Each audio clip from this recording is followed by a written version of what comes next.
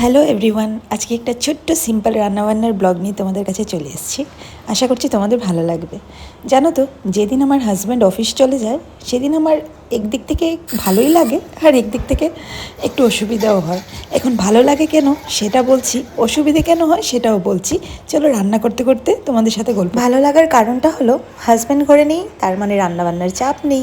যা ভালো লাগবে তাই রান্না করব, তাই খাবো, না রান্না করলেও চলবে।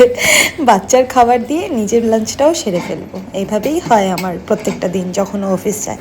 যেহেতু ওদের উইকলি 2 ডেজ অফিসে যেতে হয়, তো সেই 2 ডেজ রান্নাবান্নার আমার কোনো চাপ থাকে না। যেমন আজকে আমি ডাল করছি, এই তো দেখতে পাচ্ছ, ভেন্ডি ভাজা করছি, আর একটা ছোট পটলের ছোট বাইক, সেটাকে ভাজা করব। ব্যাস আমার লাঞ্চ হয়ে গেল। আর যদি থাকে রাত্রে বড়মশাইকেও দিয়ে দেবো। এই জন্য বললাম যে অফিস চলে গেলে একদিক থেকে আমার ভালো। আর অসুবিধাটা কী হয় জানো, সেটা তো আর বলে বলে শেষ করতে পারবো না। সবাই জানছো ছোট্ট বাচ্চা ঘরে আছে, আর উপর থেকে একা থাকি, হেল্পিং হ্যান্ডও নেই এখন। সেই জন্য একা বাচ্চাকে নিয়ে রান্না বান্না করা, সারাটা দিন ওকে রাখা, চান করানো, নিজের চান করা, সেইগুলো জানো তো ভীষণ অসুবিধে হয়ে যায়। এই যে পটলের ছোটো ভাইটা কাটছি, আমি তো ওকে পটলের ছোটো ভাইই বলি। মেবি এটাকে কুন্দুরি না কিছু বলে, তোমরা কে কী বলো একটু জানিও।